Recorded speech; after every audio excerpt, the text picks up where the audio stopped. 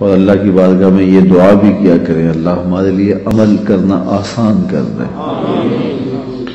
مختصر زندگی ہے، سانس کسی وقت بھی ٹوٹ جانی ہے، اور میں اور آپ آغوش موت میں جانے والے، قبل اس سے کہ وہ وقت آئے اور پھر ہم پچھتائیں۔ کاش کہ زندگی کو اللہ کے بتائے ہوئے طریقے کے مطابق گزارا ہوتا، پھر پچھتانے سے کچھ فائدہ نہیں ہوگا۔ آج کا پچھتاوا کل کی بہتری کی ضمانت بن سکتا ہے، لیکن کل کا پچھتاوا سوائے حسرت بڑھانے کی اور کچھ نہیں ہوگا۔ اس لیے ہمیں آج اپنی زندگی کے شب و روز کا محاسبہ کرنا چاہیے۔ وقت پر کافی ہے ایک قطرہ بھی آب خوش ہنگام کا، جل گیا جب کھیت برسا می تو پھر کس کام کا۔ میں نے تو کتب تصوف میں پڑھا ہے، دیگر کتب میں پڑھا ہے کہ قیامت کے دن نیکوکار بھی پچھتائیں گے۔ بدکاروں کا پچھتانا تو سمجھ میں آتا ہے کیوں پچھتائیں گے، لیکن نیکوکار کیوں پچھتائیں گے؟ جب وہ اپنے اچھے اعمال کی جزا دیکھیں گے تو پچھتائیں گے، جو چند لمحے ضائع کیے وہ بھی کیوں ضائع کیے، وہ بھی اللہ کی یاد میں گزار دیے ہوتے، اس کے ذکر میں گزار دیے ہوتے۔ تو صاحب وہ میرے پاس بھی آپ کے پاس بھی آج موقع ہے، کل نہیں ہوگا۔ تو اس وقت کو، اس فرصت کی گھڑیوں کو، ان لمحوں کو میں اور آپ غنیمت سمجھیں، قبل اس سے کہ توبہ کا دروازہ بند ہو جائے اور پھر پچھتاوا ہو۔ آج اگر تھوڑا سا تدبر کر لیں اور وقت پر ہم اللہ کے حضور حاضر ہو جائیں تو کل کی زندگی بہتر ہو سکتی ہے۔ ایک مجذوب تھا، فقیر تھا، وہ بازار میں کھڑا رو رہا تھا۔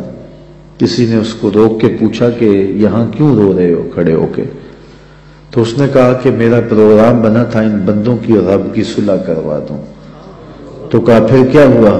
کہا کہ وہ تو مانتا یہ نہیں مانتے، وہ کہتا ہے ان کو لے آ میری چوکھٹ پہ، ایک آنسو سے پچھلے گناہ دھو ڈالوں گا، خطائیں معاف کر دوں گا، بلکہ میرا وعدہ رہا کہ ان کے گناہوں کو بدل کے نیکیوں میں تبدیل کر دوں۔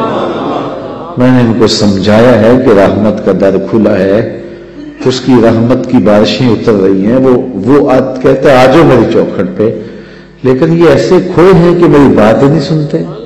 مجھے ان کے رویے پہ رونا آ رہا ہے، ان کی قسمت پہ رونا آ رہا ہے کہ ایسے موقع روز ملتے ہیں لیکن یہ میری بات ہی نہیں سنتے، یہ مانتے ہی نہیں ہیں، یہ میری سنتے ہی نہیں ہیں، اس لیے میں رو رہا ہوں۔ اگلے دن وہی شخص قبرستان کے قریب سے گزرا تو وہی بابا قبرستان میں کھڑا رو رہا تھا۔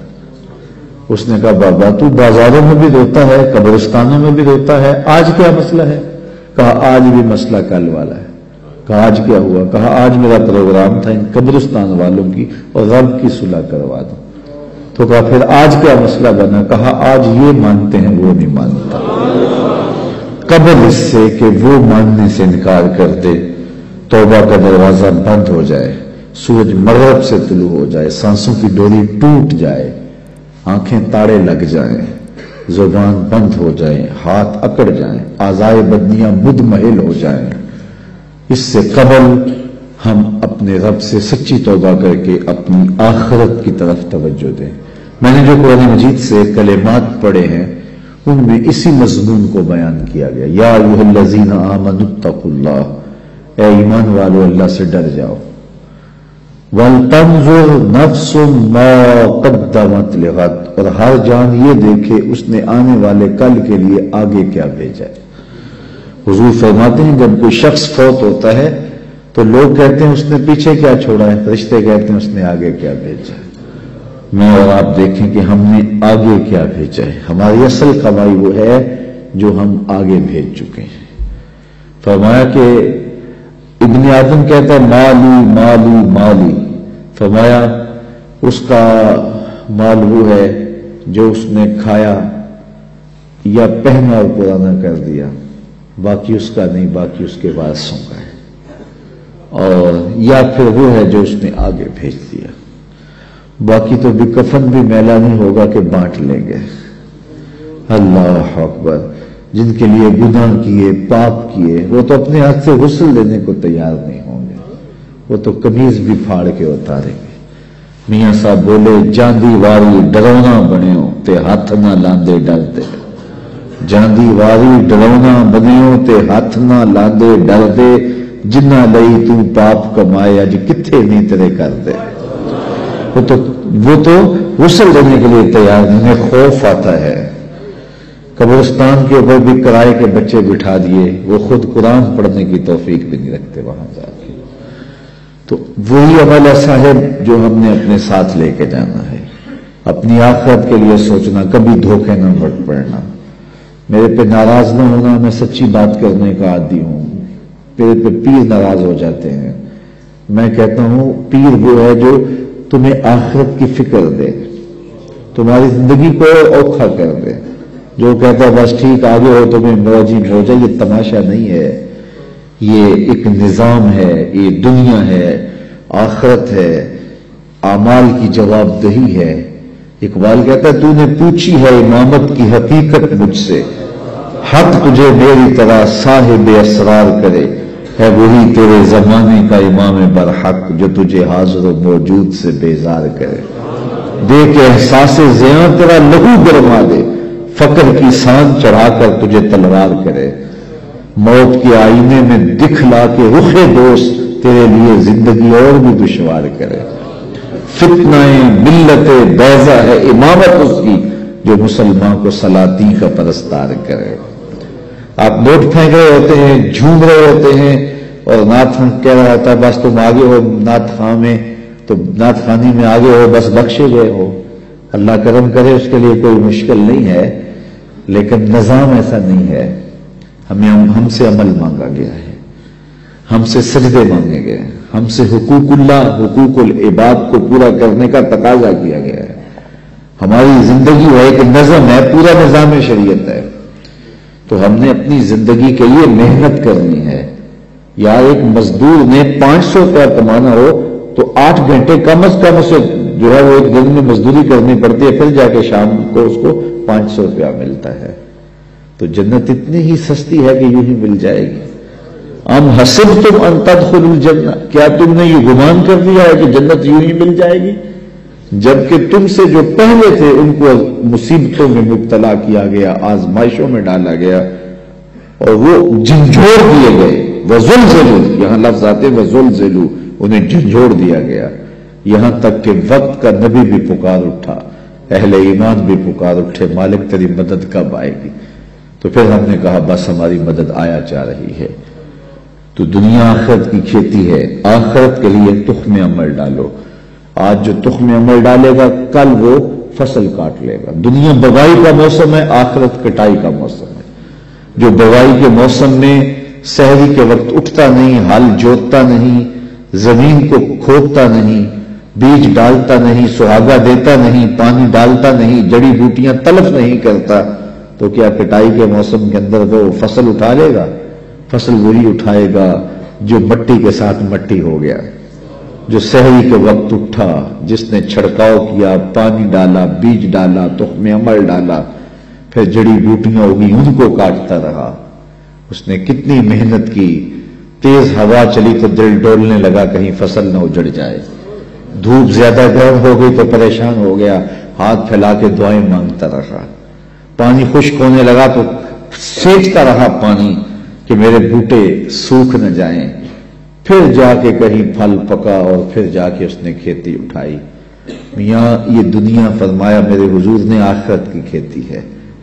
سحری کے وقت اٹھو, آنسو بہاؤ, تخم عمل ڈالو اور گوبھی کرو, جڑی بوٹیاں اگنے لگ جائیں گی تمہارے عمل کے بعد بھی, کھیتی بونے کے بعد بھی. تم نے بویا کچھ تھا لیکن حسد کی جڑی بوٹی, حقد کی, نفرت کی, بغض کی, کینے کی, آؤ ذرا ان جڑی بوٹیوں کو بھی کاٹیں, نکالیں, سب کچھ پیش کر کے پھر کسی آندھی سے بھی ڈریں. شیطان نفس باز کا سارا بنا ہوا کھیل گوا دیتا ہے. بلم بن باؤا کی مثال ہمارے سامنے, بنی اسرائیل کا مستجاب الدعوات ولی تھا, ہاتھ پھیلا کے دعا مانگتا, منہ پہ ہاتھ بعد میں پھیرتا, قبولیت پہلے ہو جاتی, اتنا مقبول تھا, لیکن بھٹک گیا. پھر اسی کے بارے میں قرآن نے کہا مثلہ کمثل الکلب, اس کی مثال کتے کی مثال ہے. زبان لٹک گئی, زمین چاٹتا تھا. اس لیے میاں صاحب بولے پڑھنے اتے مان کرینا, تے نہ آکھی میں پڑیا او جبار پہاڑ سداوے متا روڑ دے دودھ کڑیا. جب تک یہ یقین نہ ہو کہ میرا انجام کیا ہے اتنی دیر تک دھڑکا لگا رہے.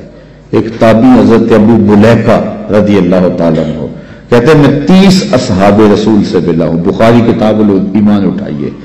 کہتے ہیں میں 30 اصحاب رسول سے ملا ہوں. ہر کوئی ایمان کے بارے میں ڈاڈا فکر مند تھا کہ میرا خاتمہ ٹھیک ہو جائے. رنگا رنگ سہیلیاں پرن پڑے پر پریا اس نہ جانیے جس کا توڑ چڑھے. اس لیے یہ تھوڑی زندگی اللہ نے مجھے دی ہے، آپ کو دی ہے، یہ اس کی امانت ہے. یہ کتنی بڑی دولت اس نے ہمیں دی ہے، اس کا شکر ادا کرو کہ سینے میں اسلام کا چراغ ہے. سب سے بڑی دولت جو ہمیں اس دنیا پہ دی گئی ہے وہ دولت ایمان ہے. اور آخرت میں سب سے بڑی دولت جو دی جائے گی وہ دیدار الہی ہوگا. جو دنیا میں ایمان سے محروم رہا آخرت میں دیدار الہی سے محروم رہا وہ حقیقی محروم ہے. ایک بندہ ہواؤں میں اڑتا ہے، چرخ پہ جھولتا ہے، عالی شان بنگلوں میں رہتا ہے، دنیا میں پہچان ہے، لوگ سلوٹ کرتے ہیں، وقار ہے، منصب ہے، عہدہ ہے، لمبی لمبی گاڑیاں ہیں، خوبصورت عورتیں پہلو میں ہیں. زمانہ کہتا ہے کیا قسمت اس کی، کیا کہنے، لیکن سینے میں ایمان کی روشنی نہیں ہے، کوڑی مل نہیں ہے. اور ایک بندہ جھونپڑی میں رہتا ہے، دوسری گلی کا کوئی بندہ اسے جانتا نہیں ہے، پھٹے پرانے پیبند لگے لباس ہیں، کبھی کھانا ملتا ہے کبھی نہیں ملتا، سوکھی روٹی کھا کے گزارا کر لیتا ہے، کرائے کے مکان میں رہتا ہے. زمانہ پوچھتا نہیں ہے لیکن سینے میں ایمان کا چراغاں ہے. خوش بخت آدمی ہے. اللہ اکبر. خوش بخت وہ ہے جس کے سینے میں ایمان کی روشنی ہے. اللہ کا شکر ہے ہم مسلمانوں کے گھر پیدا ہوئے. اگر ہم کسی ہندو کے گھر پیدا ہوتے تو پی ایچ ڈی بھی کر لی ہوتی تو ایمان نہ ملتا. کتنے پی ایچ ڈی ڈاکٹر ہیں اور بت کے آگے ہاتھ جوڑے کھڑے. اتنا علم، اتنی بھاری بھرکم ڈگری سمجھ نہیں آ رہی کہ اپنے بدن پہ بیٹھی مکھی تو اڑا نہ سکے، میری ضروریات کا کفیل کیسے ہو سکتا ہے. لیکن ہاتھ جوڑے کھڑے ہیں، سمجھ نہیں آ رہی. گائے کے پیشاب کو تبرکن پی رہا ہے، ہیڈ MBBS ڈاکٹر ہے، ڈگری دیکھیے لیکن گائے کے پیشاب کو تبرک سمجھ رہا ہے، گاؤ ماتا کا تبرک. اللہ اکبر. یار جو سکی ماں ہے اس کا پیشاب تو پیا نہیں جا سکتا، تو جو گاؤ ماتا فرضی ماں بنائی اس کا پیشاب پی رہا ہے. لیکن اس کو سمجھ نہیں آ رہی، فہم ادراک کام ہی نہیں کر رہا. میرا تعلق ایک دیہات سے ہے.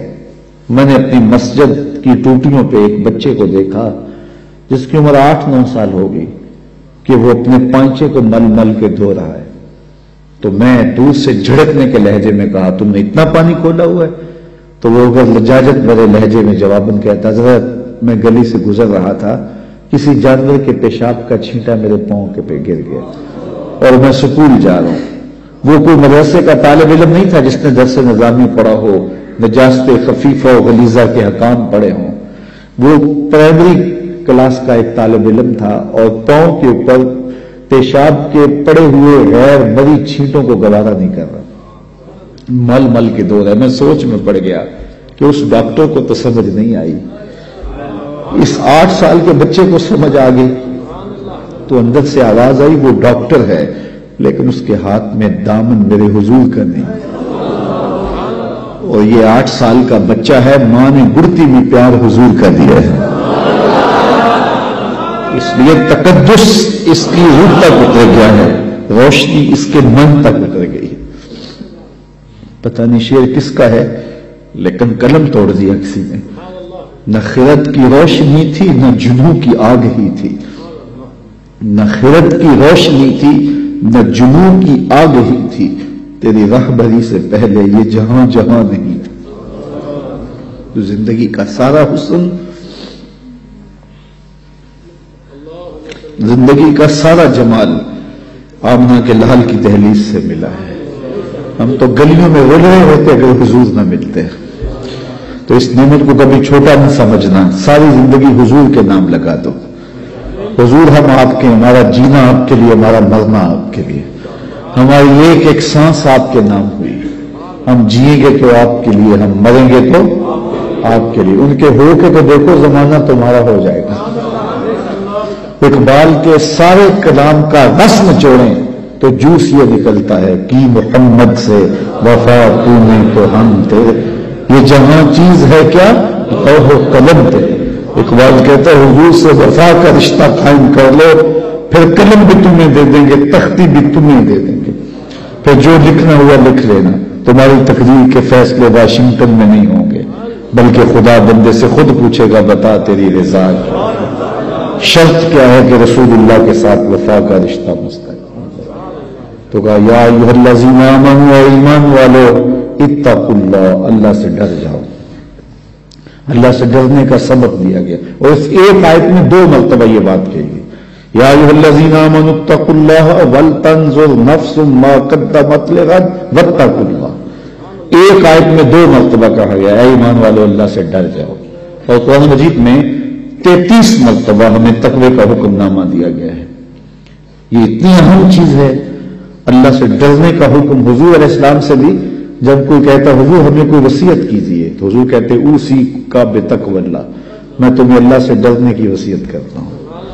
تقوی ہے کیا جس کی وصیت رسول کریم بھی بار بار کرتے ہیں؟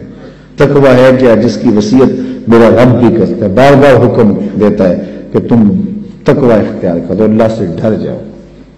اللہ کوئی ایسی چیز ہے جس سے ڈرا جائے؟ بندہ جس سے ڈرتا ہے اس سے وحشت بھی کرتا ہے۔ سانپ سے ڈرتا ہے، ہتھے چڑھ گئے تو مار بھی دیتا ہے۔ چور ڈاکو سے ڈرتا ہے، قابو آ جائے انہیں چھوڑتا بھی نہیں ہے۔ لیکن اللہ سے بندہ ڈرتا بھی ہے، محبت بھی کرتا ہے۔ تو یہ ڈرنا کس معنی میں ہے؟ تو یہ ڈرنا اس معنی میں ہے کہ بندہ جس سے محبت کرتا ہے اس کی ناراضگی سے ڈرتا ہے۔ اللہ سے ڈرنا اس معنی میں ہے کہ وہ ناراض نہ ہو جائے، وہ روٹھ نہ جائے، چونکہ میں اس سے پیار کرتا ہوں، اور جس سے بندہ پیار کرتا ہے اس کے تو تیور بدلے تو نیندیں اڑ جاتی ہیں۔ تو بندہ رب سے پیار کرتا ہے، کتنا پیار کرتا ہے؟ قرآن سے پوچھئے والذین آمنوا اشد حبا للہ، ایمان والے اللہ کو ٹوٹ کے چاہتے ہیں۔ دنیا میں کسی نے کسی سے اتنا پیار نہیں کیا ہوگا جتنا بندوں نے رب سے پیار کیا ہے۔ اللہ اکبر۔ تو جس سے پھر پیار کیا جائے اس کی ناراضگی سے ڈرا جاتا ہے، تو پھر ناراضگی سے بچنے کے لیے اس کے حکموں کو توڑنے سے بچا جاتا ہے۔ اللہ سے ڈرنے کا مطلب یہ ہے اس کے احکام بجا لائے جائیں۔ اللہ سے ڈرنے کا مطلب یہ ہے اس کی نافرمانیوں سے بچا جائے، جن کاموں سے روکا ہے رک جایا جائے، جن کاموں کا حکم دیا ہے بجا لائے جائیں۔ یہ ہے اللہ سے ڈرنے کا مفہوم۔ تو کہا ہے ایمان والو اللہ سے ڈر جاؤ، یہ تقوی اختیار کرو۔ ویسے تقوی کے بارے میں تو اتنا کچھ لکھا علماء نے، یہ الگ مضمون ہے، لیکن 2 ایک بات ہے۔ بعض نے کہا تقوی یہ ہے کہ نیکی کرنے کے باوجود بھی ڈرا جائے کہ پتہ نہیں نیکی قبول ہوئی ہے یا نہیں، نیکی کرنے کے باوجود بھی یہ کیفیت ہو۔ بعض لوگ نیکی کر کے پھول جاتے ہیں، اور کسی نے 2 نمازیں زیادہ پڑھ لی تو بے نمازیوں کو حقیر سمجھنے لگ جاتے ہیں۔ نیکی کرنے کے بعد پھولنا نہیں ہے، نیکی کرنے کے بعد بھی خوف رہے پتہ نہیں قبول بھی ہوئی ہے کہ نہیں۔ حضرت عمر عید کے دن رو رہے تھے، کسی نے کہا آج تو خوشیوں بھرا دن ہے، کہا مجھے نہیں پتا میرے روزے قبول ہوئے ہیں یا کہ نہیں۔ حضرت بازید بستانی کو ایک بڑھیا نے کہا حضرت ایک مسئلہ پوچھنے آئی ہوں، کہا پوچھئے۔ کہا میرے گدھے کی دم اچھی ہے یا آپ کی داڑھی اچھی ہے؟ ایسا مسئلہ کو مجھے پوچھے تو جانے کہاں پائے۔ لیکن بازید بستانی رو پڑے، کہا بڑھیا تیرے سوال کا جواب میرے پاس نہیں ہے، ابھی تو مجھے پتہ ہی نہیں ہے کہ میرا ماجرا کیا ہے، یہ تو مرنے کے بعد ہی بتا سکتا ہوں۔ حضرت بازید کا انتقال ہو گیا، بڑھیا کو خواب میں ملے، اس نے کہا میرا سوال اسی جگہ پہ کھڑا ہے۔ کہا اللہ کا شکر ہے میرا خاتمہ ایمان پہ ہو گیا، تیری داڑھی تیرے گدھے کی دم کو میری داڑھی سے کیا نسبت ہے؟ تو بڑھیا نے کہا بتاؤ آپ کے رب نے آپ کے ساتھ کیا سلوک کیا؟ تو حضرت بازید کہتے ہیں جب میں مالک کے حضور پیش ہوا تو مالک نے پوچھا ہے بوڑھے بتا میرے پاس کیا لے کر آیا ہے؟ 72 سال کی عمر میں انتقال ہوا تھا۔ تو آواز آئی ہے بوڑھے بتا میرے پاس کیا لے کر آیا ہے؟ تو بایزید بستامی کہتے ہیں میں نے جواباً عرض کی مالک بادشاہوں کی چوکھٹ پہ فقیر آئے ہیں تو شہنشاہ یہ تو نہیں پوچھا کرتے کیا لے کر آئے ہو، شہنشاہ تو فقیروں کو یہی پوچھتے ہیں کیا لینے آئے ہو، تو میں لے کر تو کچھ نہیں آیا، تیری رحمت کا سوالی بن کے آیا ہوں۔ تو اللہ نے بغیر حساب کے بڑی مغفرت فرمائی۔ تو تو جب تک یہ یقین نہ ہو کہ میرا انجام کیا ہے، دھڑکا تو لگا رہے، مومن کی زندگی ہے، تو کہا نیکی کرنے کے باوجود بھی ڈرتا رہے، پتہ نہیں قبول ہوئی ہے کہ نہیں۔ اللہ اکبر۔ حضرت کعب احبار یہ تابعی ہیں، لیکن انہیں حضور کو دیکھا ہے۔ حضور کو دیکھنے والا صحابی ہوتا ہے نا، لیکن انہیں حضور کو دیکھا بھی ہے، لیکن پھر بھی تابعی ہیں۔ کیوں؟ اس لیے کہ یہودیوں کے بہت بڑے عالم تھے، احبار تھے، اور حضور علیہ السلام کی ملاقات ہوئی، زیارت ہوئی، لیکن ایمان نہ لائے۔ پھر حضرت عمر فاروق کے دور میں انہوں نے اسلام قبول کیا، تو حضور کو دیکھا بھی ہے لیکن صحابی نہیں، تابعی ہیں، لیکن پچھلی کتابوں کے عالم بھی تھے اور دین متین کے عالم بھی ہوئے، تو صحابہ ان سے مسائل بھی پوچھتے تھے۔ تو ابن عمر نے کہا اے کعب احبار، یہ قرآن میں جو بار بار تقوی کا لفظ ہے اس کا کیا مطلب ہے؟ تو حضرت کعب احبار کہنے لگے کہ کبھی تم ایسی وادی سے گزرے ہو جہاں خاردار جھاڑیاں ہوں؟ تو انہوں نے کہا ہاں کئی مرتبہ گزرا ہوں۔ کہا کیسے گزرے ہو؟ کہا میں دامن سمیٹ لیا، کوئی کانٹا میرے دامن سے الجھ نہ جائے۔ کالا فضا کا تقوی، کہا تقوی بھی اسی کا نام ہے۔ دنیا سے یوں گزرا جائے کہ کوئی گناہ سے دامن آلودہ نہ ہونے پائے۔ جگہ جگہ جھاڑیاں ہیں، جگہ جگہ کانٹے بھری گناہوں بھری جھاڑیاں ہیں، دعوتیں گناہ دیتی ہیں، توجہ کھینچتی ہیں، دل کھینچتی ہیں، لیکن بچ بچ کے نظریں بچا کے گزر جایا جائے، یہ ہے تقوی۔ دنیا میں رہ کر بھی دنیا سے بچا جائے۔ دنیا کے ترک کرنے کا نام کمال نہیں ہے، دنیا میں رہ کے دنیا کی خرابیوں سے بچنے کا نام کمال ہے۔ کمال اس مرغابی کا ہے جو پانی میں رہتی بھی ہے لیکن پانی کو پروں میں جذب بھی نہیں ہونے دیتی۔ صوفیہ فرماتے ہیں دنیا میں ایسے رہو جس طرح کشتی پانی میں رہتی ہے، پانی میں رہتی ہے لیکن پانی کو اپنے اندر نہیں آنے دیتی۔ کشتی میں پانی رہے تو خیر ہے، خود بھی ترے گی، اوروں کو بھی ترائے گی، لیکن اگر پانی کشتی میں آ گیا تو کشتی اور اس کے سواروں کو لے ڈوبے گا۔ کہا دنیا میں تم رہو، دنیا تمہارے اندر نہ رہے۔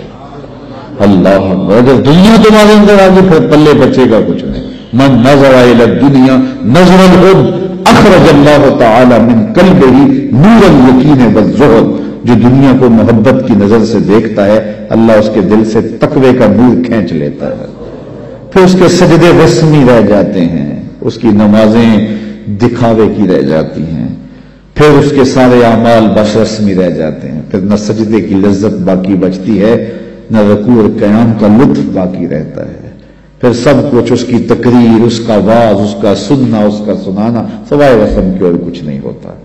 تو دنیا سے محبت نہیں کیجیے گا۔ میرے حضور نے فرمایا کن فی الدنیا کانک غریب او کعابر سبیل۔ دنیا میں ایسے رہو جس طرح کوئی اجنبی مسافر رہتا ہے یا پھر کوئی سڑک عبور کرنے والا گزرتا ہے، دائیں بائیں سے دیکھ کے سڑک عبور کر جاتا ہے۔ فرمایا میری اور دنیا کی مثال ایسے ہے جس طرح کوئی مسافر گزر رہا تھا، راستے میں شجر سایہ دار آ گیا اور وہ چند لمحوں کے لیے سستانے کے لیے رک گیا اور پھر منزل کی طرف چل پڑا۔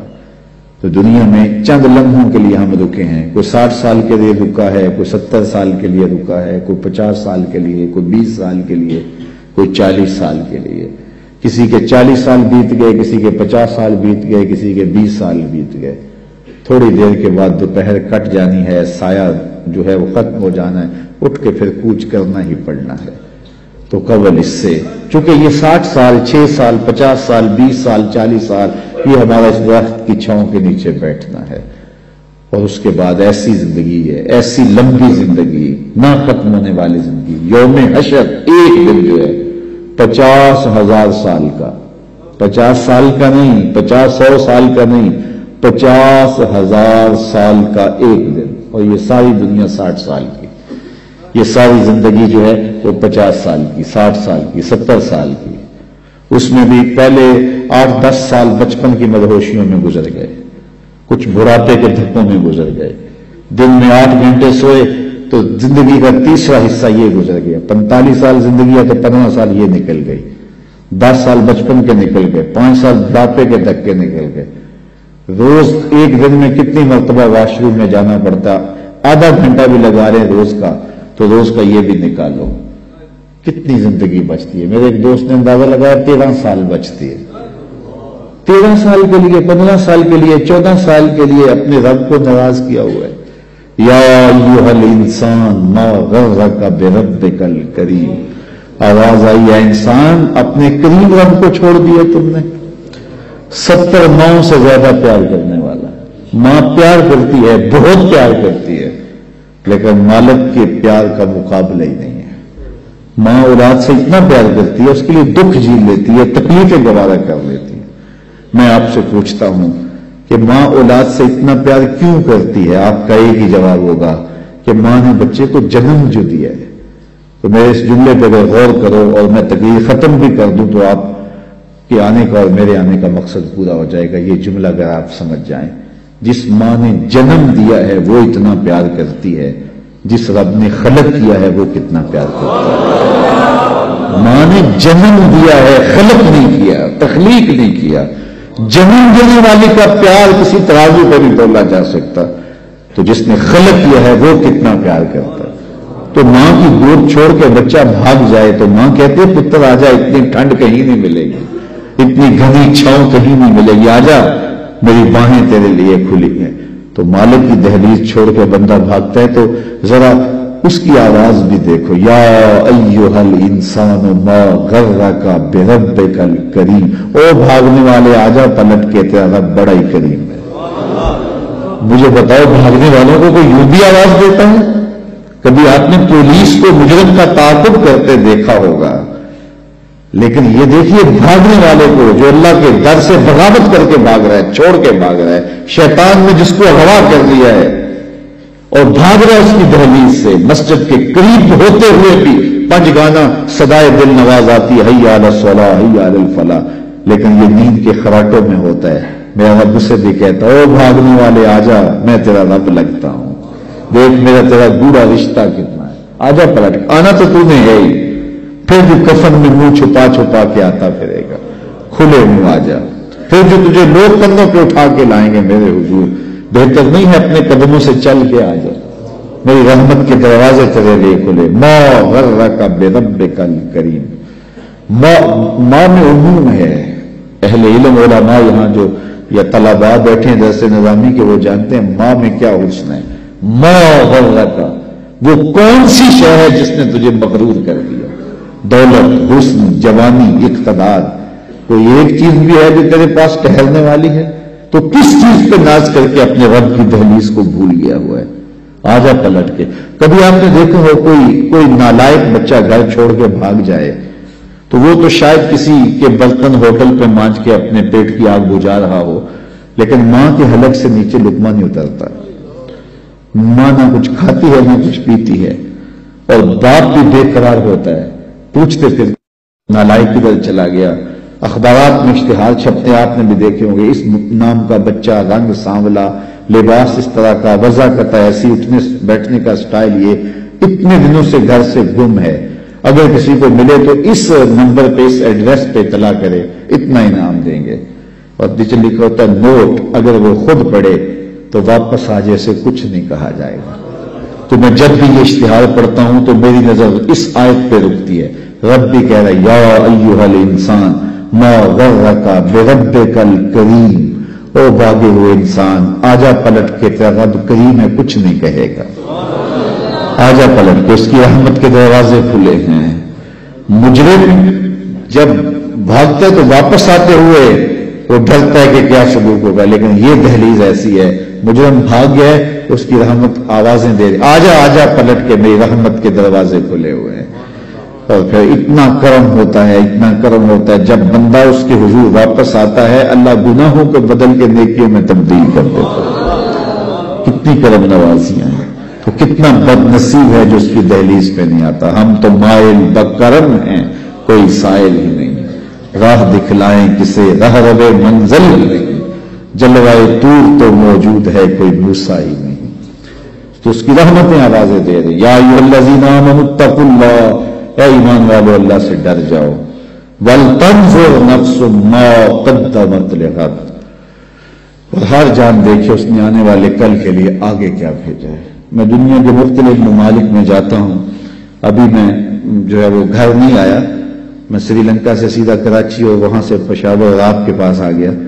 تو وہاں میں جہاں بھی جاتا ہوں تو ایک بات ضرور کہتا ہوں دوستوں کو پاکستان سے گئے ہوئے لوگ ہوتے ہیں تو میں ان کو کہتا ہوں کہ تم یہاں 3-3, 2-2, 4-4 مرلے کے گھروں میں رہ رہے ہو اور ایک کوارٹر کے اندر میں دیکھتا ہوں کہ 15-15 نوجوان رہ رہے ہوتے ہیں. تو میں کہتا ہوں پاکستان میں اگر میں کبھی آپ کو ملنے جاؤں آپ کے علاقے میں تو آپ کی 5 کنال کی 4 کنال کی کوٹھی ہوتی ہے اور وہاں آپ سال میں صرف 1 مہینے کے لیے جاتے ہو اور یہاں آپ جو ہے وہ 11 ماہ رہنا ہوتا ہے اور یہاں ایک چھوٹے سے کوارٹر میں 15 لوگ رہ رہے ہو اور کھانا بھی خود پکا رہے ہو. تو یہاں آپ گھر کیوں نہیں بناتے؟ تو وہ کہتے ہیں حضرت آپ جانتے ہیں یہاں ہم نے کون سا بیٹھ رہنا ہے، اصل ہم نے وہاں پلٹ کے اپنے ملک ہی جانا ہے نا، تو اس لیے ہم نے وہاں کے لیے انویسٹمنٹ کیا، یہاں سے کماتے ہیں وہاں بھیجتے ہیں. میں نے کہا یہی مثال دنیا اور آخرت کی سمجھ لو، یہاں سے کمائی کرو اور جنت کے لیے وہاں محل بناؤ، یہاں جیسے بھی گزرے گی گزر ہی جائے گی. اصل زندگی آخرت کی زندگی. اس لیے خندق کھودتے صحابہ کو دیکھا تو پیار آیا تو یہی کہا اے اللہ زندگی تو آخرت کی زندگی ہے، میرے انصار کو بھی بخش دے، میرے مہاجروں کو بھی بخش دے. تو جس کی آخرت ٹھیک ہوئی وہی سرخرو ہے. دنیا بھی ٹھیک ہو، ہم نہیں کہتے دنیا ٹھیک نہ ہو، اسلام دنیا بھی ٹھیک گزارنے کی تلقین کرتا ہے لیکن ترجیح آخرت کی ہے. لیکن ہم ایسے غافل، ہماری ترجیح دنیا ہے. بل تؤثرون الحیات الدنیا والآخرۃ خیر وابقی، تم جیتی دنیا کو ترجیح دیتے ہو حالانکہ آخرت بہتر بھی ہے اور دائمی بھی ہے. وہ نہ ختم ہونے والی زندگی ہے، یہ ختم ہو جانے والی، یہ خواب ٹوٹ جائے گا. مجھے بتائیے آپ میں سے 70-80 سال کے بوڑھے لوگ بھی بیٹھے ہیں اور 30-35-40 سال کے جوان بھی بیٹھے ہیں، 16-17-18 سال کے نوعمر بھی بیٹھے ہیں. سب مجھے بتائیے جن کی 40 سال یا 50 سال یا 60 سال زندگی گزری تو وہ بتاؤ کہ کیسے گزری، کتنی دیر لگی؟ تو سب کہیں ایسے ہی گزر گئی، چٹکی میں گزر گئی. یہ کل کی کہانی، ہمیں دیہات کی گلیاں دکھائی دے رہی ہیں، وہ کاغذ کی کشتی، وہ بارش کا پانی، وہ کل کی کہانی ہے. وہ مٹی کے گھروندے، وہ بچپن، ابھی کل کی کہانی، ننھی سی ایک لکیر ہے اور ہم یہاں آ کھڑے ہوئے. تو میں کہتا ہوں وہ 60 سال گزرتے پتہ نہیں چلا تو آگے 60 سال تو نہیں ہے. 40 سال گزرتے خبر نہیں ہوئی تو آگے 40 سال تو نہیں ہے. تو جب وہ گزر گئے اور ایسے گزر گئے، باقی 2 سانسیں ہیں یا 2 سال ہیں یا 20 سال ہیں یا 30 سال ہیں تو وہ بھی ایسے گزر جائیں گے. تو اصل زندگی آخرت کی زندگی ہے جس میں اختتام ہی نہیں. کہتے ہیں جنتی جنت میں جا کے ایک ہی خوف، ایک ہی خدشے میں ہوں گے کہیں موت نہ آ جائے، یہ منظر بدل نہ جائے. اور جہنمی جہنم میں جا کے ایک ہی امید ہوگی انہیں، کاش کے موت آ جائے تو جان چھوٹ جائے. پھر مینڈے کی شکل کے اندر جو ہے وہ حشر کے میدان میں موت کو لایا جائے گا. جنتی جنت سے اور جہنمی جہنم سے دیکھ رہے ہوں گے اور پھر مینڈے کی شکل میں لائی ہوئی موت کو ذبح کر دیا جائے گا. اب موت کو بھی موت آ گئی تو جنتی اتنے خوش ہوں گے کہ اگر خوشی سے مرا جاتا، موت کو موت نہ آئی ہوتی تو یہ مر جاتے. اور جہنمی اتنے دکھی ہوں گے کہ اگر موت کو موت نہ آئی ہوتی اور غم سے مرا جا سکتا ہوتا تو یہ مر جاتے. ایک ابدی زندگی ہے جو نہ ختم ہونے والی ہے اور یہ زندگی بکھر جانے والا خواب ہے. تو میں سمجھتا ہوں اس سے بڑا جو ہے وہ احمق نہیں ہے جو اپنی آخرت کو برباد کرتا ہے. تو سورۃ الاعلیٰ کے اندر خاص طور پہ یہ بات کہی گی بل تؤثرون الحیاۃ الدنیا والآخرۃ خیر وابقی ان ھذا لفی الصحف الاولیٰ صحف ابراہیم وموسیٰ. کا یہ صرف ہم نے قرآن میں بیان نہیں کیا، یہ حضرت ابراہیم حضرت موسیٰ پر جو صحیفے اترے تھے یہ کہانی ہم نے وہاں بھی لکھی ہے، انسان کو بتایا ہے، اس کو معاد کی خبر دی ہے، دنیا کی بے ثباتی کی کہانی بتائی ہے. تو وہ اس دنیا میں رہ کے اپنی آخرت کی طرف توجہ دے. یہ بوائی کا موسم ہے، آخرت کٹائی کا موسم ہے. تخم عمل ڈالے، محنت کرے، گوڈی دے، جڑی بوٹیاں تلف کرے، اپنے عمل کی بہتریاں کرے، آنسوں کا چھڑکاؤ کرے، تہجد کے سجدے نصیب ہوں، 5 گانا نمازوں میں کوتاہی ممکن ہی نہ ہو. ہمارے بزرگ فرمایا کرتے تھے سونے سے قبل 5 انگلیاں بھی گن لیا کرو، 5 نمازیں بھی گن لیا کرو. اور اگر تہجد نصیب ہو جائے، کتنے خوش نصیب ہیں وہ لوگ جو سحری کا اٹھنا پا لیتے ہیں. ایک روایت میں آتا جب سحری کے لمحے ہوتے ہیں تو شوہر اٹھتا ہے اور اپنی بیوی کو بھی جھنجھوڑتا ہے، لیکن نیند کے غلبے کی وجہ سے وہ اٹھ نہیں پاتی. خیر یہ چلا جاتا ہے، وضو کرتا ہے، واپس آتے ہوئے چلو میں تھوڑا سا پانی لیے آتا ہے اور اپنی بیوی کے اوپر چھڑک دیتا ہے تو وہ بھی اٹھ جاتی ہے اور یہ مصلی بچھا کے نماز پڑھنے لگ جاتا ہے. اللہ کے حضور سجدہ ریزیاں کرتا ہے اور وہ بھی جلدی سے وضو کر کے اس مصلی کے ساتھ مصلی بچھا کے خاتون بھی نماز پڑھنے لگ جاتی ہے. تہجد کے سجدے ہیں، سحری کے لمحے ہیں، رات کی تاریکیاں ہیں، کوئی دیکھنے والا نہیں ہے. 2 مصلی بچھے ہیں، ایک پہ شوہر کھڑا ہے، ایک مصلی پہ بیوی کھڑی ہے. رب کی دہلیز کا نوکر اور اس کی چوکھٹ کی باندی دونوں سجدہ ریز ہیں. حدیث میں آتا ہے جب یہ سجدے کر رہے ہوتے ہیں اللہ دیکھ کے مسکرا رہا ہوتا ہے، اپنی شان کے مطابق مسکرا رہا ہوتا ہے کہ دیکھو میرا بندہ اور میری بندی میرے لیے سجدے کر رہے ہیں. پھر کتنی رحمتیں برستی ہیں، کتنی کرم نوازیاں ہوتی ہیں. ذرا اپنی سحریوں کا آغاز سجدوں سے کرو، پھر آپ کو کسی بابے کے پاس نہیں جانا پڑے گا کہ جن آ گیا، بھوت آ گیا، ہمارے گھر میں سایہ ہو گیا، بدروحوں کا اثر ہو گیا، کسی نے تعویذ ڈال دیے، جادو کر دیا، ٹونا کر دیا. تہجد کے سجدوں سے اپنے مسلوں کو آباد تو کر کے دیکھو، تمہارے گھر پہ چھم چھم رحمتوں کا نزول ہوگا، کرم نوازیاں اتریں گی تمہارے گھر کے اندر، انوار برسیں گے. آؤ اس کی چوکھٹ پہ آؤ، اس کی کرم نوازیوں کے رنگ دیکھو کہ وہ کتنے کرم نوازیاں کرتا ہے. پھر رزق کے دروازے بھی کھلیں گے تمہارے لیے، رحمتوں کے دروازے بھی کھلیں گے، سکون اور طمانینت کے دروازے بھی کھلیں گے، اندر سے روشنی پھوٹے گی. تہجد کے وقت جب سجدے میں سر رکھ کے کہو گے سبحان ربی الاعلی تو پھر اندر سے ایسی روشنی پھوٹے گی، اندر بوٹی مشک مچایا اتے جاں پھلاں تے آئی ہو. پھر کیفیات نصیب ہوں گی، پھر من میں چراغا ہوگا. آؤ اپنے آپ کو مالک کی چوکھٹ پہ لے جاؤ، اس کی دہلیز پہ لے جاؤ.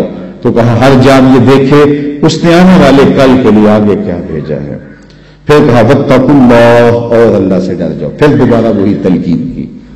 پھر ارشاد فرما ان اللہ خبیر بما تعملون، جو تم کرتے ہو تمہارا رب اس سے باخبر ہے، تم اس کی نگاہوں سے پوشیدہ نہیں ہو. آج کہیں لکھا ہوتا نا خبردار کیمرے کی آنکھ دیکھ رہی ہے تو لوگ سیدھے ہو کر بیٹھ جاتے ہیں. کیمرے کی آنکھ دیکھ رہی ہے، کیمرے کی تو لائٹ بھی بند ہو سکتی ہے، اس کا سسٹم خراب بھی ہو سکتا ہے، لیکن جو رب کے کیمرے لگے ہیں وہ سسٹم کبھی خراب نہیں ہوتا. کیمرے کی ایک رینج ہے، اس سے آگے نہیں دیکھ پاتا، لیکن مالک کی شان کے ارا زبیبا نملۃ السودا، کالی رات کے اندھیرے میں، کالے پہاڑوں کے سلسلے میں، گہری غار کے اندر چیونٹیوں کے عمیق سوراخ میں جب چیونٹی چلتی ہے تو اس کے ننھے مہین قدموں سے سینہ سنگ کے اوپر جو وہمی اور گمانی لکیر بنتی ہے، تمہارا رب اس کو یوں دیکھتا ہے جس طرح دیوار چین کو دیکھتا ہے. اس کی نظروں سے کیا ہماری خلوتیں پوشیدہ ہیں، ہمارے اعمال پوشیدہ ہیں، کیا اس کی نظروں سے ہمارے خیال پوشیدہ ہیں. دروازہ مقفل کر کے اگر ہم گناہ کریں گے تو کیا مالک سے پوشیدہ ہوں گے؟ لوگوں سے تو پوشیدہ ہیں لیکن مالک سے پوشیدہ نہیں ہے. یہ عقیدہ جم جائے تو بند کوٹری میں بھی جرم نہیں ہو سکتا. آپ دیکھتے نہیں ہیں کہ جب دروازے مقفل کر کے بت کے اوپر بھی موٹا کھیس ڈال کے زلیخا بولی ہے تعلق یوسف اب تو آ جاؤ، اب تو کوئی نہیں دیکھ رہا، تو جناب یوسف نے کہا کالا معاذ اللہ، میں اللہ کی پناہ میں آتا ہوں، تو اپنے اس بے جان بت اور مجسمے سے بھی حیا کرتی ہے اور اس کے اوپر بھی جو دیکھ نہیں سکتا پردہ ڈال لیا ہے، اور میں اس سے حیا نہ کروں جو 7ویں کوٹڑی میں بھی دیکھتا ہے. پھر اتنی روشنیاں برستی ہیں، اتنی روشنیاں برستی ہیں کہ گناہ کا تصور بھی محال ہوتا ہے، اور یوسف بھاگتے ہیں تو اللہ دروازے کو شادہ کرتا چلا جاتا ہے. تو آؤ تو اس چوکھٹ پہ تو وہ تو بند کمروں کے ماحول دیکھتا ہے، اس سے تو کوئی چیز پوشیدہ نہیں ہے. یہ یقین کر جائے، روح میں جم جائے تو پھر زندگی سنور جاتی ہے. اور میں آپ کو ایک اور بات عرض کرنا چاہتا ہوں کہ بطور سنی آپ تو یہ بھی عقیدہ رکھتے ہیں کہ رسول کریم کی نگاہوں سے کچھ پوشیدہ نہیں ہے، تو کیا یہ عقیدہ 3 گھنٹے کے مناظرے کے لیے رکھا ہوا ہے کہ عمل پہ بھی اس کا کوئی اثر ہے؟ اگر عمل پہ کوئی اثر ہے تو پھر بند خلوت کدے میں بھی جرم کرتے شرم آئے کہ رسول اللہ کی نگاہوں سے تو کچھ پوشیدہ نہیں ہے. پھر ہماری خلوتیں جو ہے وہ پاک ہو جائیں، ہماری جلوتیں پاک ہو جائیں، ہم رسول اللہ کی نگاہوں سے بھی پوشیدہ نہیں رہ سکتے. ان کی نگاہیں دوربین بھی دیکھتی ہے، ہمارے رب کی نگاہیں بھی دیکھتی ہیں، حضور اللہ کی عطا سے دیکھتے ہیں۔ تو جب یہ عقیدے جم جائیں گے، روح میں اتر جائیں گے، تو زندگی میں نظم پیدا ہو جائے گا۔ جہاں کوئی سیکورٹی نہیں پہنچتی، کوئی عقیدہ نہیں پہنچتا، کوئی جو ہے وہ کیمرہ نہیں پہنچتا، وہاں یہ عقیدہ پہنچتا ہے، ان اللہ خبیر بما تعملون، جو تم کرتے ہو تمہارا رب اس سے باخبر ہے۔ تو آئیے میں اور آپ اپنی زندگی کو ایک نظم میں لائیں۔ جو اللہ نے ہمیں مہلت دی، وقت دیا، آج ہمیں اللہ نے مہلت دی ہے، ہمارے پاس ابھی زندگی ہے، سانسیں چل رہی ہیں، توبہ کا دروازہ بھی بند نہیں ہوا، اس کے چوکھٹ اس کے حضور آئیں گے، توبہ کریں گے، وہ سارے گناہ معاف کر دے گا۔ آئیے اپنی زندگی کو اس کی دہلیز پہ لے آئیں۔ بہت وقت ہم گزار چکے، لیکن جو وقت باقی ہے اس کو مالک کے لیے گزاریں، ایک ایک سانس اس کے نام کر دیں، اس کے محبوب کی اطاعت کو، فرما برداری کو شعار زندگی بنا لیں۔ اللہ اپنی رحمتوں کا سایہ عطا فرمائے۔ میں زیادہ لمبا خطاب کرتا، لیکن میرا خیال ہے سمجھنے کے لیے، سوچنے کے لیے، عمل کرنے کے لیے اتنی باتیں بھی کافی ہیں، اور ایک تھکے ہوئے شخص سے اتنی باتیں بھی اگر آپ تک پہنچ گئی ہیں تو ان پر عمل نصیب ہو جائے تو زندگی میں بہت کچھ تبدیلیاں لائی جا سکتی ہیں۔ میں آپ کے لیے دعا گو ہوں، اور آپ سارے لوگ میرے لیے دعا گو رہے ہیں کہ اللہ ہم سب کی زندگی خوبصورت کر دے، خیرات حسنات دنیا اور حسنات آخرت عطا فرمائے، ہمیں بھلائیاں بھی دے، اپنی یاد بھی دے، اپنا ذکر بھی دے، ہمیں رزق حلال دے، ہر حرام کے ایک لقمے سے بھی ہماری حفاظت کرے۔ یہ دن مارو مار لگی ہے، بھاگ دوڑ لگی ہے کہ ہم بہت امیر ہو جائیں، ایک دوسرے سے امیر ہو جائیں، چھوڑو اس فکر کو، بس اللہ کے حضور پیش ہونے کا سوچو۔ حضرت سری سکتی رضی اللہ تعالیٰ نے فرمایا کرتے تھے، میں تو اس بات سے ڈرتا ہوں اپنے رب کا سامنا کیسے کروں گا۔ سب سے بڑی بات تو یہ ہے، تو جو اللہ نے دے دیا ہم بھوکے نہیں سوتے ہیں۔ میں تو جب سے ہوش سنبھالی آج تک بھوکا نہیں سویا، تو میرا خیال آپ بھی نہیں سوئے ہوں گے۔ وہ پتھر کے اندر جو کیڑا ہے اس کو بھی رزق دیتا ہے، اس نے رزق ذمہ لیا، وما من دابۃ فی الارض الا علی اللہ رزقها، زمین پر چلنے رینگنے والی کوئی چیز نہیں جس کا رزق اللہ کے ذمہ کرم پہ نہ ہو۔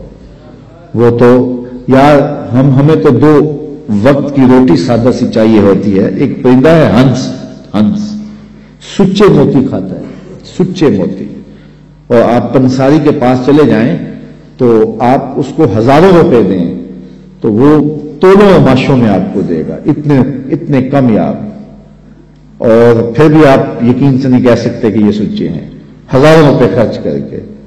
تو ہمیں دوائیوں میں استعمال کرنے کے لیے وہ اگر چاہیے تو پھر تولوں ماشوں میں ملتے ہیں، اور دنیا کے اوپر ہزاروں لاکھوں ہنس پائے جاتے ہیں، اور روزانہ پیٹ بھر کے ان کو موتی چاہیے ہوتے ہیں۔ رب روزی عطا فرماتا ہے، اس کے لیے کوئی مشکل نہیں ہے۔ ہماری انڈیا تو دو پاؤ دودھ جو ہے وہ گوشت پک جاتی ہے، لیکن ایک دن کے اندر ایک شیر کتنا گوشت کھاتا ہے، اللہ اسے روزی دیتا ہے۔ تو وہ ہماری ضروریات پورا کرنے والا، اپنی ضروریات اس کے ذمے، اور اس کے جو حکم ہے وہ اپنے ذمے لے لے۔ من کان للہ کان اللہ لہ، جو اللہ کا ہو جائے اللہ اس کا ہو جاتا ہے۔ وَيَرْزُقُهُ مِنْ حَيْثُ لَا يَحْتَسِبُ، اور پھر اللہ وہاں سے دیتا ہے جہاں سے اسے گمان بھی نہیں ہوتا۔ ہم خواہ کی ٹینشن پالی ہوئی ہے سویر سے لے کر شام پر، ہمارے لیے صرف اتنا کام ہے کہ ہم مزدوری کریں، محنت کریں، دفتر جائیں، بس اتنا کام ہے۔ باقی کہاں سے آئے گا، کیسے ہوگا، یہ ٹینشن لینے کی ضرورت نہیں ہے۔ دفتر جا رہے ہو، کاروبار پہ جا رہے ہو، درود پڑھتے ہوئے جاؤ، بس بات ختم۔ واپس آؤ تو درود پڑھتے ہوئے آؤ، جو کام کرنا ہے وہ کرو، بس اللہ تمہارے رزق کا جو ذمہ لیا ہے، حدیث میں آتا ہے رزق بندے کو ایسے تلاش کرتا ہے جیسے موت تلاش کرتی ہے۔ اس لیے کوئی ٹینشن نہیں ہے، کوئی پریشانی نہیں ہے۔ اصل پریشانی ہے آخرت نہ بگڑ جائے، اس کا پھر دوسرا موقع نہیں ہے۔ 3 سوال ہوں گے قبر میں، 3 سوال ہوں گے، وہ پہلے سے بتا دیے یہ ہوں گے، من ربک ما دینک ما کنت تقول فی ھذا الرجل، تینوں پہلے پیپر پہلے ہو گیا نا، پہلے بتا دیا، تیاری کر لو۔ ہم پیپر دیتے ہیں لیکن اگر فیل ہو جاتے ہیں پھر سپلی دوبارہ دے دیتے ہیں، پھر دوبارہ 3 موقع تو ہوتے ہیں، لیکن یہ پیپر ایسا ہے کہ پہلے ووٹ کر دیا لیکن موقع دوسرا نہیں ملنا، وہ ایک ہی ہے موقع، اگر فیل ہو گئے تو فیل، کامیاب ہو گئے تو کامیاب. اس لیے اتنی سہولت دی، پیپر بتا دیے، پیپر کیا آئے گا، اس کا جواب کیا ہوگا، سب کچھ بتا دیا، اور پھر کہا اب اس کی تیاری کر لو. اگر کوئی نکما اب بھی فیل ہو جاتا ہے پھر کوئی دوسرا چانس نہیں ہے، کوئی سپلی نہیں ہوگی، بس پھر جو فیل جو کامیاب. جب اتنا حساس معاملہ ہے تو پھر ہم کیوں اپنی زندگی کو مرتب نہیں کرتے، کیوں منظم نہیں کرتے؟ اللہ تعالیٰ جل شانہ آپ سب پر اپنی رحمتوں کے سائے نازل فرمائے، اور اللہ مجھے بھی آپ کو بھی اپنی کرم نوازیوں کے حصار میں رکھے، دنیا آخرت کی بلائیاں ہم سب کا مقسوم کرے. اللہ ہمیں رزق حلال دے، رزق وسیع دے، رزق فراواں دے، رزق سہل عطا کرے، پیچیدگیوں سے بچائے، مشکلوں سے بچائے. اللہ ہماری نظروں کی حفاظت نصیب کرے، اللہ ہمارے خیالوں کی طہارت دے، ہماری بچیوں، ہمارے بیٹوں، ہماری بیٹیوں کو، ان کی خلوتوں کو اللہ پاکیزہ کر دے. یہ جدید آلات موسیقی آئے ہیں، یہ آلات آئے ہیں، انہوں نے قوم کو بگاڑ کے رکھ دیا، نئی نسل برباد ہو گئی. اقبال نے کہا تھا دل کے لیے موت ہے مشینوں کی حکومت، احساس مروت کو کچل دیتے ہیں آلات. ان آلات نے کچل کے رکھ دیا، نسلوں سے حیات چھین لیا. اللہ اکبر. یہ ویلنٹائن ڈے کے نام سے یہ کتنی بدتمیزی کی رسم ہے، اور ہمارے معاشرے کے اندر کتنے بد نصیب لوگ جو اس کو اپنی رسم قرار دے رہے ہیں. اسلام تو دین ہی حیا کا ہے. تو اللہ کی بارگاہ میں یہ دعا مانگے ہماری نسلوں کے سینوں سے کبھی حیا نہ نکلے، ان کی آنکھوں میں حیا کی بجلی ہمیشہ موجود رہے، اور اللہ اس مسجد کو بھی آباد رکھے، اور سب سے بڑھ کر اللہ میرے وطن کی حفاظت کرے، ہمارے ایمان کی حفاظت کرے. الحمدللہ رب العالمین والصلاة والسلام علی اشرف الانبیاء والمرسلین. ہمارے اٹھے ہوئے ہاتھ کبھی خالی نہ پھیرنا، پھیلی ہوئی جولیاں ہمیشہ رحمتوں سے بھر دینا، من کی روشنیاں دینا، باطن کے اجالے دینا. اٹھے ہوئے ہاتھ کبھی خالی نہ موڑنا، پھیلی ہوئی جولیاں اپنی رحمات سے بھر دینا، ظاہر باطن کی پاکیزگیاں دینا، محبوب کی غلامی میں زندگی سی میں موت عطا فرمانا، نفس و شیطان کی شر سے بچانا. اے اللہ جتنے لوگ آئے ہیں گھروں میں واپس پہنچنے سے قبل اس اجتماع کی برکتیں سب کے گھروں تک پہنچا دیں. وصلی اللہ تعالی علی النبی الامین وعلی آلہ واصحابہ اجمعین. میری گزارش ہے کہ صرف 3 منٹ کے لیے آپ اپنی جگہ پہ بیٹھے رہیں اور اپنی ساری توجہات اپنے دل کی جانب لگائیں. جو جانا چاہے وہ بے شک چلا جائے، لیکن جو رکنا چاہے وہ 3 منٹ کے لیے اپنی توجہات اپنی دل کی طرف لگائے، اور اپنے بارے کچھ نہ کچھ سوچے کہ میں کہاں کھڑا ہوں، اور یہ خیال بھی کرے کہ میرے دل سے اللہ کی صدا پھوٹ رہی ہے، میرا دل اللہ اللہ پکار رہا ہے. چند لمحوں کے لیے ہم یہاں بیٹھے تاکہ جو